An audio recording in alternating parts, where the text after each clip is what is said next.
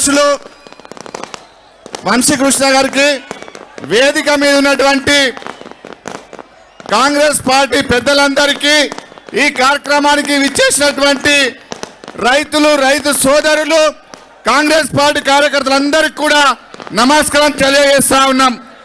మొన్న వనపర్తికి కేసీఆర్ గారు వచ్చినప్పుడు ఒక మాట మాట్లాడిండు. నా మహబూబ్ నగర్ జిల్లా వజ్రాల గని అని చెప్తా ఉండే. నేను అనుకున్నా తోపన వస్తే మొత్తం పచ్చగా చేన్లన్నీ పచ్చ కలకలాడతానని చూసినా, కానీ ఎక్కడ చూసినా వజ్రం గని కాదు కదా, మొత్తం బీడు భూములే కనబడతా ఉన్నాయి. ఈ జిల్లాలో, ఈ ఉమ్మడి మహబూబ్నగర్ జిల్లాలో మొత్తం కలిపితే దాదాపు వరి కావచ్చు, పల్లి కావచ్చు, ఇతర ఆయిల్ విత్తనాలు కావచ్చు, మొత్తం కలిపి 8 నుండి 9 లక్షల ఎకరాలనే పంట సాగైంది.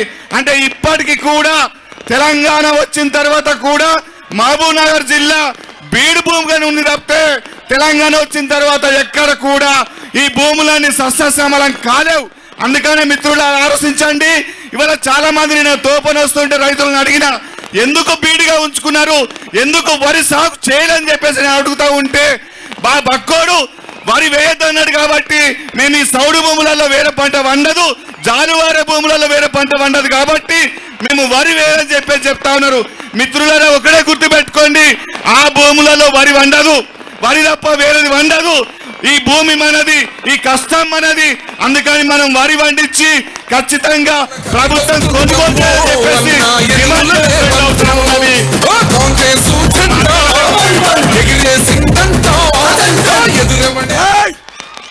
రవి ఆప్చాయి.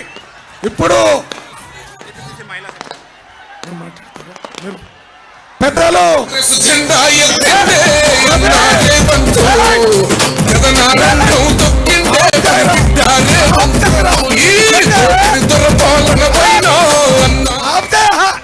నువ్వు ఆప్చాయి ఏమంటు ఇక్కడ మీరు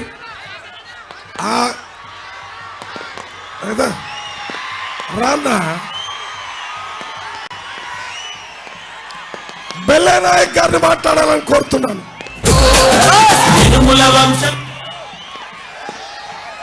రేవంత్ అన్న వస్తున్నాడు, వర్ధిల్లాలి కాంగ్రెస్ పార్టీ. రేవంత్ అన్న గారి నాయకత్వం, పిసిసి అధ్యక్షులు రేవంత్ రెడ్డి గారి నాయకత్వం, సోనియా గాంధీ గారి నాయకత్వం, రాహుల్ గాంధీ గారి నాయకత్వం. రేవంత్ రెడ్డి గారిని చూస్తే కేసీఆర్ కి పిశాబ్ పడుతున్నది. రాహుల్ గాంధీ గారిని చూస్తే మోడీ గారికి ఉత్సపడుతున్నది. ఇవాళ నేను చెప్పదలుచుకున్నా, ఇక్కడ ఉన్న ప్రజల్ని చూడండి, ఈ కృష్ణానది ప్రవాహాన్ని చూడండి. మీడియాలో మాట్లాడుతున్నటువంటి 3 రోజులుగా చర్చలు చేస్తున్న వాళ్ళను అడగదలుచుకున్నా, ఒక్కసారి కెమెరాల కాడ తిప్పాలని కోరుతా ఉన్నా. ఇవాళ కాంగ్రెస్ పార్టీ కార్యకర్తలు, కాంగ్రెస్ పార్టీ ప్రజలు ఈ దేశాన్ని కాపాడుకుంటారు. మోడీ, అమిత్ షా ఇవాళ వాళ్లకు నిచ్చెన వేసి ఇక్కడ కేసీఆర్ లేపే ప్రయత్నం చేస్తాడు. కేంద్రంలో అధికారంలో